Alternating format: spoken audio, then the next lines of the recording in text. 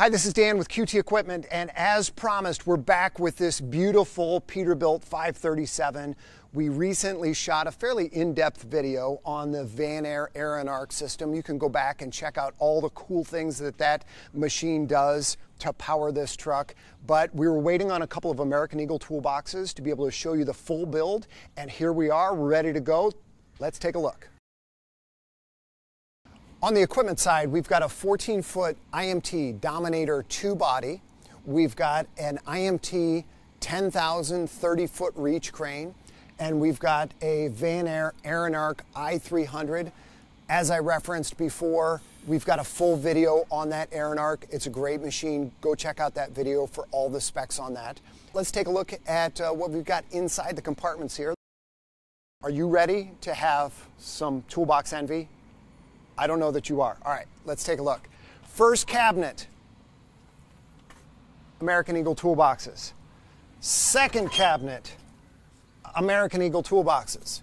Third cabinet, look at this, more American Eagle toolboxes. Nice thing about American Eagle is you can spec these in, 10,000 different ways with different toolbox sizes and widths and colors. They even make a toolbox for this compartment, and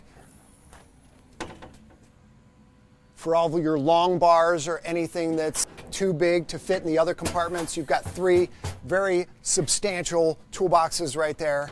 And then we've got some divided shelves. These look a little different than our normal shelves. Our normal shelves are just a shelf.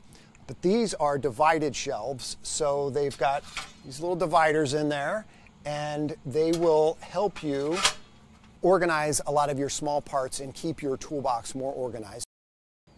On the rear of the truck, pretty standard for what we usually do. You've got strobes, you've got the one-hand tail gauge, you've got the handle, but we also have a 110 outlet here. This is a GFCI outlet that is powered by the Air N Arc. There are also some 110 outlets inside the crane compartment, but if you're working back here and you've got a grinder, you need a trouble light or anything like that, this is a convenient place to plug that in. Over on the crane side, we'll start at the back here, the crane compartment, and this has your hose reel, your air regulator, and also your Air N Arc panel. Nice thing about the Air N Arc panel is that you've got everything in one panel to control your Air N Arc. Very nice setup that you've got there. Next, the horizontal compartment over the wheel well. We've got a nice big divided shelf. This is from IMT, and a nice way to keep everything organized inside that compartment. Look at this, bolt bins. We've got a 1, 2, 3, 4, 5, 6, 7, 8, 9, 18 drawer bolt bin on this side to keep all of your hardware nice and organized. Then in this compartment we've got, boom, look at that, more toolboxes. This truck has so many toolboxes. This is great. This mechanic is going to be so happy. And in this last compartment, we've got divider shelves set up for your oxygen acetylene. I don't think you can find fault with the way these compartments are laid out. This is kind of a mechanic's dream. This is really nice. You know, and this is the part where I complain about Brad. Boo! And him making me do a wardrobe change, because the last time we shot a red truck, it was very hard for him to color correct in post and get it to all look right. And so next time we shoot a red truck, make sure you have a black shirt. So here we are. There you go, Brad. Inside the cab, we've got the batteries underneath the seat, and this is really the right way to go if you're speccing a service truck out. There's not a good place to put them anywhere outside the cab, so if you can get them underneath the seat, that's the way to go. Cab is very nice. It's a Peterbilt, but there's a couple of things we added that I wanted you to take note of. We've got a 1500 watt inverter in here.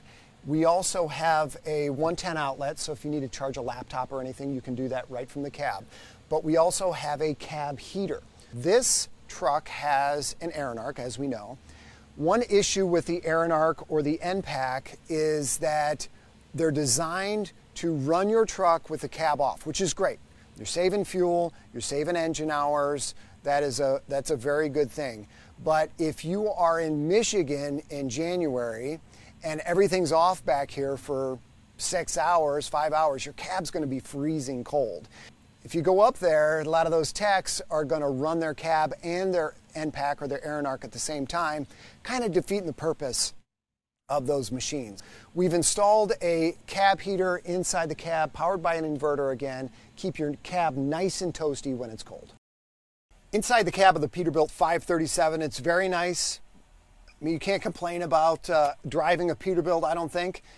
Maybe somebody can out there. I mean, you know, people can complain about a lot of things, but you've got a nice air ride seat. I believe this is an air ride cab. We'll be very comfortable on the road.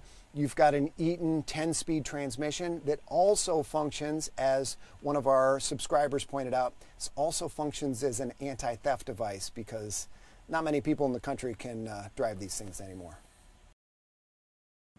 Thanks for watching. I hope you enjoyed taking a look at this beautiful Peterbilt 537. We've built trucks for this customer for 4 or 5 years in a row, and we've still got some projects to complete for them into next year. My team gets really tired of me saying this, but the best compliment we can receive in this business is repeat business. Very few times in our life does somebody call up and says, hey, I was using this truck again today and it still works and it's still great and I still love it. We never get those calls. You can call us if you want and tell us that. We'd love to hear from you. But the best compliment we can get is that you buy a truck from us again. Like, subscribe, get those numbers up, work dirty, be happy. Until next time.